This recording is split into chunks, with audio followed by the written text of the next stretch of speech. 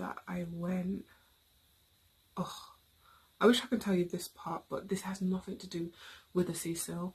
But basically, when I was with my brother, he just randomly woke up, and this is recent. I was telling my mum about this. He randomly woke up, like, and this is before we checked out. So this is back in second visit in 2014. This reminded me of my visit. And on the last day, similar to me on the last day, he's like, I don't feel like having the breakfast. And he woke up at like 4:30 in the morning and was like, I don't feel like having the breakfast. I was like, why would you talk about breakfast this early? The cafe doesn't open till like 7 a.m. They don't serve breakfast till 7 a.m. So why are you worried about having breakfast and you don't feel like having it? Like, you got like 3 more hours to go. So he's like, let's go to McDonald's. And I was like, the hotel was very quiet at that time. And normally this hotel was noisy, like, not noisy inside, but you hear, like, the streets are very, very noisy. So you hear, and that's another thing I forgot to add, it's very disturbing. Like, you hear police, fire, like, it's just sirens and fighting, a lot of screaming, random screaming, because a lot is going on. It's not a good area in general. It's like hell, like a literal real life hell. So I told him, like, why do you want to go out at this time? Just let's not go. But then he was really adamant, just like how I was about, I don't want to have the breakfast on the last day. That was like our last day. And I was like, if I don't agree, like, this is not the time to argue. It's too early in the morning. If I disagree, then he's going to just leave me in this room on my own and go off. It was just a weird thing he did. He's never done that. So I was like, I'm not going to, but at the same time, I don't want to, and I was in pajamas. We're both in pajamas. And I was like, I don't want to, like, I've not brushed my teeth. He's like, it doesn't matter. Let's just go and get McDonald's. And I was like, you don't even know where the McDonald's is in this area. He's like, it's downtown somewhere. Let's go. So I'm in pajamas and I was like, why are we going to walk the streets this early in the morning? But he's like, let's go. Same thing as me, just that weird not wanting breakfast on that last day. So we walked that Skid Row, downtown LA, in the early morning around, at this point it was like 5, and it was the most scariest shit that I have ever seen. Just so many people, like a lot of the homeless people that were there, the only people that were on the streets were the homeless people. They were intense and they were just all looking at us like, are we crazy? Are you like on something to just be walking around this late at night? No, this early in the morning where like nothing is going on. Like, it was pitch like black. So we got to the McDonald's and I was like, look, like, nothing is, like, why do you come here? It's not a 24 hours McDonald's. And one of the homeless people told us they're not open, and because there was homeless people in the McDonald's sleeping in tents. So they had like a plexiglass window, and remind you, this is before C-19. They had a years before that, whatever happens in the world, but they had a plexiglass window, and the workers was like, no, like saying they're not open, just go. So I told my brother, like, was this journey worth it? We literally walked the most dangerous thing in my opinion. We literally walked in pajamas. We're very tall. You're like 6'4". I am like 5'11". We stand out. We have accents. You literally put our lives at risk for nothing. And that just, like, I'm now telling you this now because I look back at it as very, very weird. How comes on the last day I didn't want to have breakfast, and on the last day he didn't want to have breakfast? Like, and then he put himself in a dangerous situation, and almost I could have put myself in a dangerous situation because I had never been left alone in a room the time I went with my dad. We were always together. Like, he never like went downstairs or anywhere without me. So, and then also with my brother, how comes he wanted to go at 4:30 in the morning, and I, knowing how dangerous the hotel is, not even LA, just dangerous the hotel is, he literally put my life in danger because I told him anyone could have grabbed me, and what could he do, So 2015, so the third time I went with my mum, and this is the part that got to me the most, and I'm just going to go through it really quickly. It's really disturbing. So because I've never in my life been knowingly around death like this. With the Elisa one, I didn't know she was deceased the whole time above us. So I guess, I mean, you got all the weird feelings, and who knows why we were getting those feelings. But with this one, it's like I know at this point. So we were returning back I was with my mom, and no, let me just tell you this first. So when I was with my mom, there was a point, I have to tell you this part, and then I'll get to that story. So there was a part where she was taking a shower, and she would put the paper on the shower vent as well, without me telling her. She did the same thing I did when I went with my dad. But anyway, she was taking a shower, and my mom doesn't believe in ghosts. Like, until this situation, she didn't believe in stuff like ghosts. So there was something, like she was taking a shower, and she said she heard a voice saying, hurry up, like, she said it's like a groaning voice, like something groaning, telling her to hurry up. And she was like, huh? And she said, are you talking to me? I said, no. And I said, what did I say? Because I wasn't talking to you. And she said, well, you told me to hurry up. I was like, that wasn't me. I wasn't talking. I was on Facebook the whole time. And she was just started cussing, not cussing, but she just started binding and praying against whatever was talking to her. And that was it. We never heard that. She never heard it again. And I never heard it, so I would never know what she told me how it sounded. And from that point, goosebumps. I was just like, oh no, this place is really not it. And it made me sleeping at night hard. And another thing that happened, so this happened when I went with my brother as well. Things will just randomly break in the room. Like when I went with my brother, there was a toilet, like the tissue roll handle broke.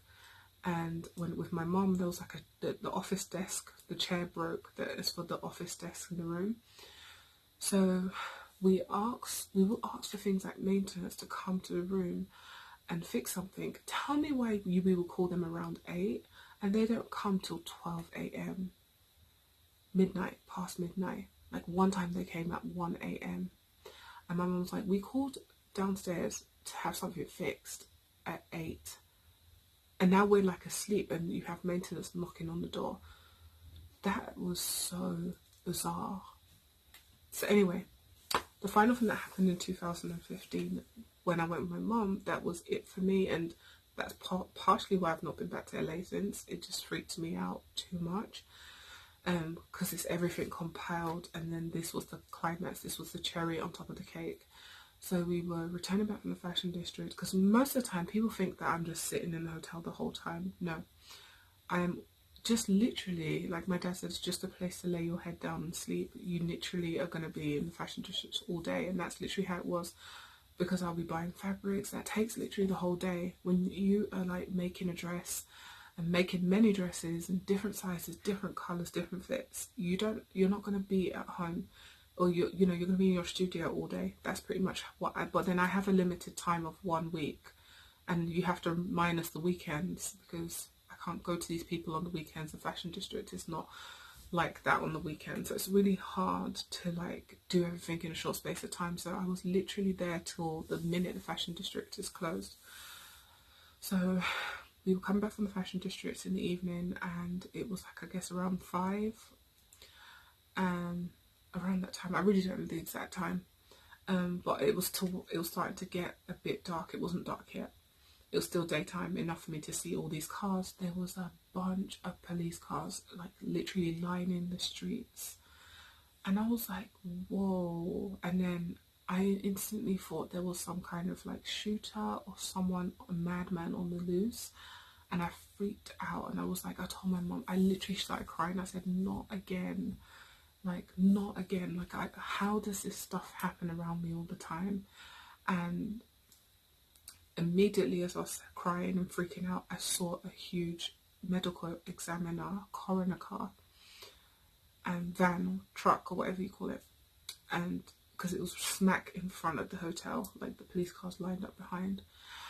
And I told my mum, oh my god, someone died in there again. And I just started crying. I was like, we need to go, we need to check out. And it was literally like 2 or 3 days left till us checking out. And I was like, we can't, we need to stay somewhere else. Even if we just sleep in the hotel, like even if we just sleep in an airport floor, it's good, but we can't stay here. We cannot stay here. Like, this is not good. Someone died in here and it's happening again. I told her it's happening again. So she's like, no, let us at least go and get our stuff from the room. I was like, no, say if someone is like out there like trying to kill someone, or like, you know, like say if something's going on. And she said, oh, nothing, we just need to get to the room and get our stuff so we can go. And I was like, no, we can leave our stuff, our lives are more important, because say if someone's walking through the hallway killing people, because I just thought it was like some kind of like shooter or something. I'm used to like in America, like being British, I'm not used to seeing, like I'm used to hearing cases of like, you know, more shootings and stuff like that. I don't know why my mind went to it was a shooting, but it's just the amount of police cars were way too much for just what was about to happen. So I went to one of the security guards that worked there, big mistake. And I asked him, hey, what just happened? And I was crying at this point, by the way. And I asked him, what just happened? I need to know, because I want to know if I should go to I have my stuff up there. I'm checked into one of the rooms with my mom, and we just want to know if we can just get our stuff and just go. Is it safe? And he's like, I don't know what happened. He's very defensive. Like, I don't know what happened. I just clocked into my job and blah, blah, blah. I really don't know. And I'm like, I told my mom that he should know. Like, he's BSing us.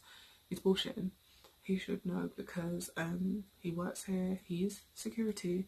If anything happens, police, he's going to be briefing police. He should know what's going on. Like, that's your job. You have one job.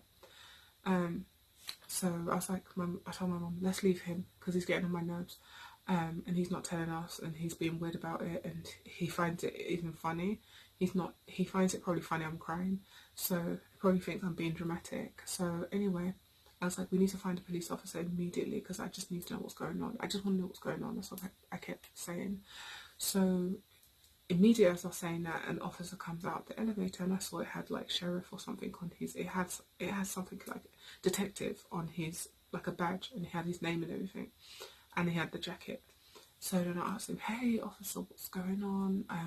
I've been in, and I literally just told him I was here when this happened with Elisa, and I just want to know what's going on. Like, I'm in one of the rooms and I'm really scared. And he said, and I was like, I'm just scared if I should go up or not. And he said, oh, just very casual, by the way. He said, oh, someone jumped off of the building, like someone jumped off of one of the floors, and it wasn't that messy.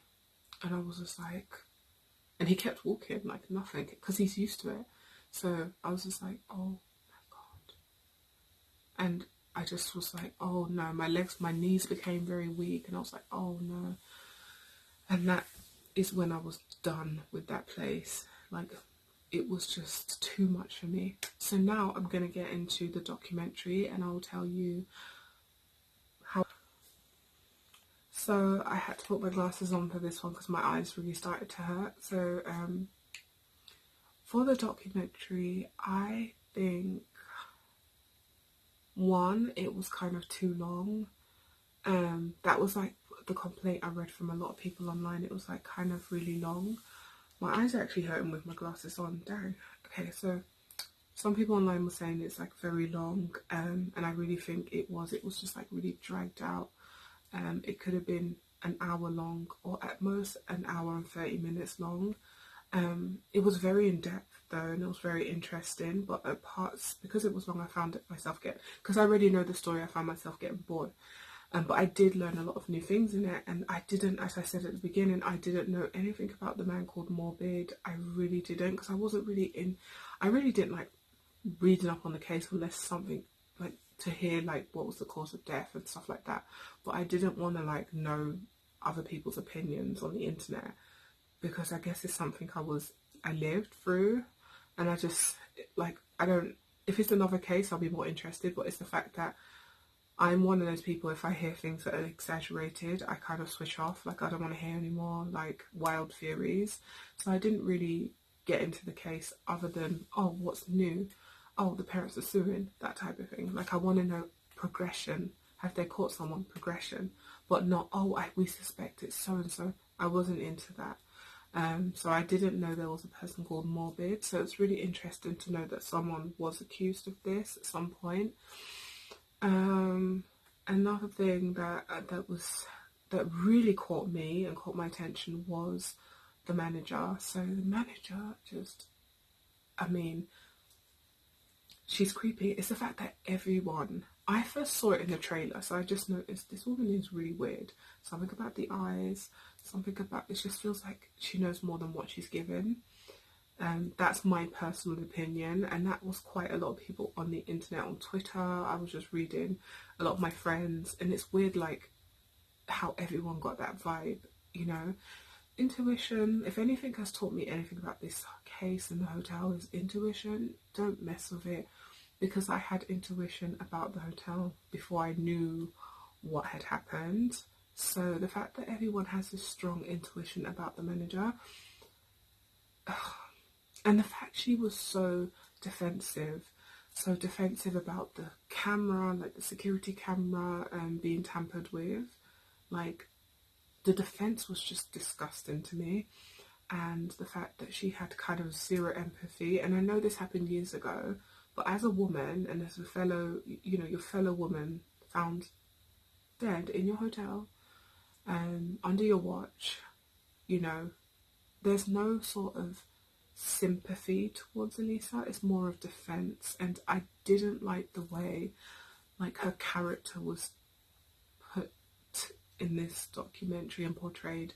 Like, basically everything was, and if I had known this, I truly probably would have been involved in this, because I didn't, even in my, like, videos I've made, I try not to talk about her negative, like, I don't know her, so I don't like how everyone's just, like, saying, oh, she's bipolar. No, like, I know a lot of people that are bipolar, but that doesn't excuse her death. And that whole documentary basically gave that as the reason for why she's dead. But no, why does all the other, then why do all the other people die in there?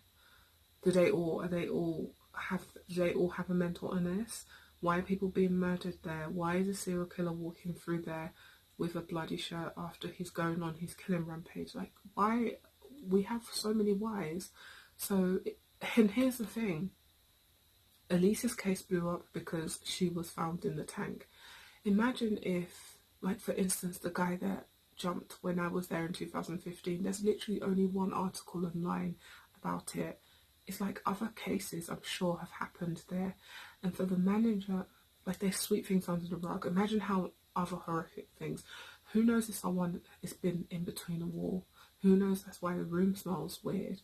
Who knows? We don't know these things. And the fact that the manager's very dismissive and just can't come to terms with the fact that the hotel you were managing is effed up.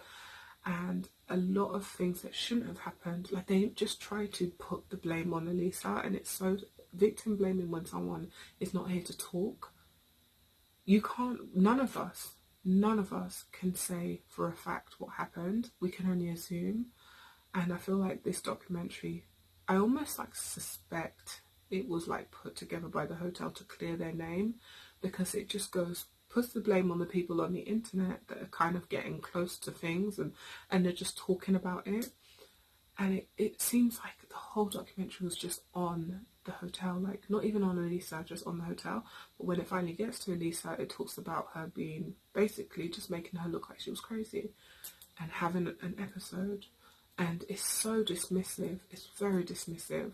Like, it just, and I think it's disrespectful and heartbreaking to the parents to have to look back at this. And I'm pretty sure they're not going to watch this. And it's just so disgusting how she was portrayed as, and that, like, it was accidental. That, to me personally, I would never believe, based on, like, my experience there, I would never chop that up as accidental. I really believe it was purposely done, and I believe the hotel knows a lot more. For the fact that you can't explain that missing minute and why it's not in there, and I said that in the documentary, why is the minute missing? And they can't explain that, and nobody can explain that. And maybe that's why my bits of my interview wasn't added in, because, like, I just want to know, that those are questions I really want to know. Like, why is there a missing minute? It wasn't really answered. And to me, this documentary left more answers than more questions than answers, and it doesn't bring much closure. I just don't want to talk about this case anymore, but it doesn't bring much closure, and it just makes me look at the hotel suspect.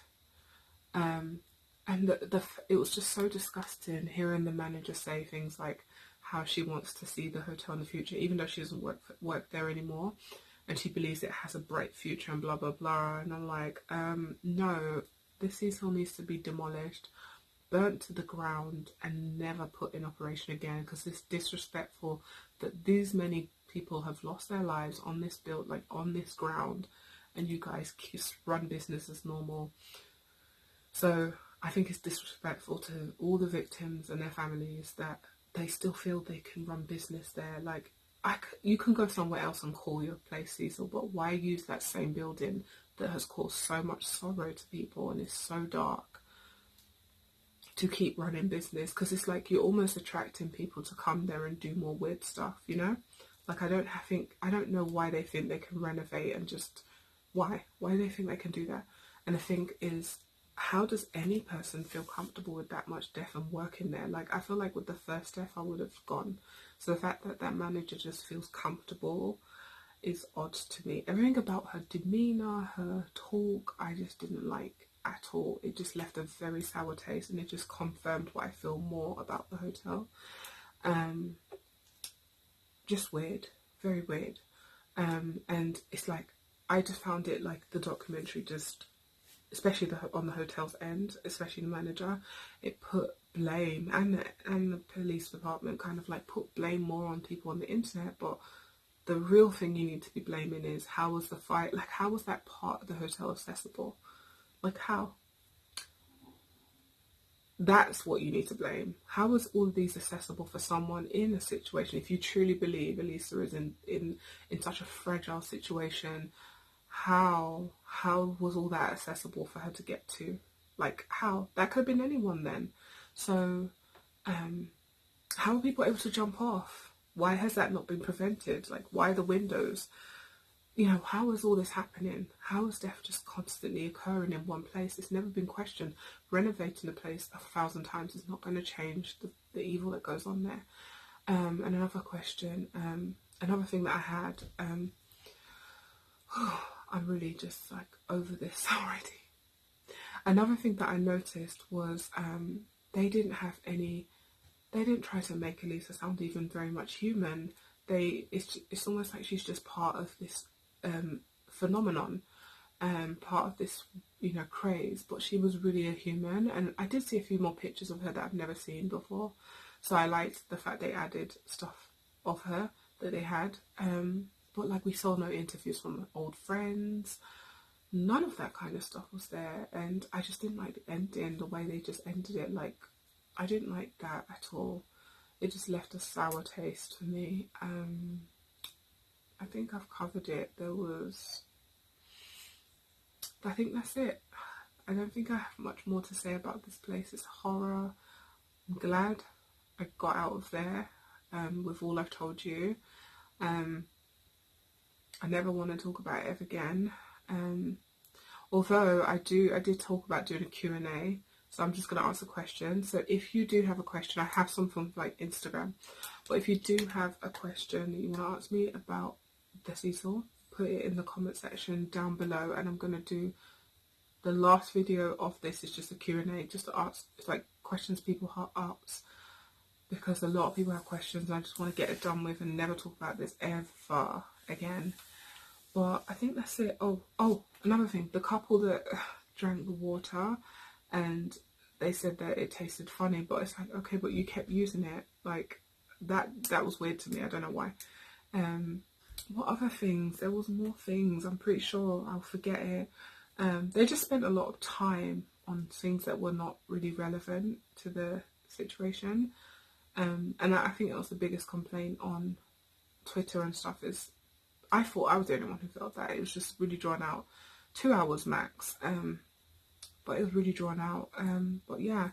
And then only to be drawn out, only to come to almost victim blaming and making it look like it's her fault, accidental, like she shouldn't have been there. I didn't like it. It could have been not done, because I feel like it's been 8 years and it's just good to let her rest in peace now. So thank you so much for watching. Remember to leave your questions down below, do you think this was an accident, or do you think something really happened to her? Let me know what you think, and also leave your Q&A questions if you have any questions for me. I'm tired. I can't believe I've been doing this video this long, but I had to get this all off of my chest. I can rest now. Thank you so much for watching. Love you. Bye. Okay, so there was a man in this documentary that was really creepy. I forgot to add it in this footage. I just remembered, and he went to Elisa's gravesite or something like that. He got someone to go, and I just found that just very obsessive, very weird. That was really weird to me. It just made me feel uneasy. Just the obsession with her, especially as he didn't know her in real life. It just was too much, very much. Like, none of her friends, we've heard her doing stuff like that. So I just want to add that in here.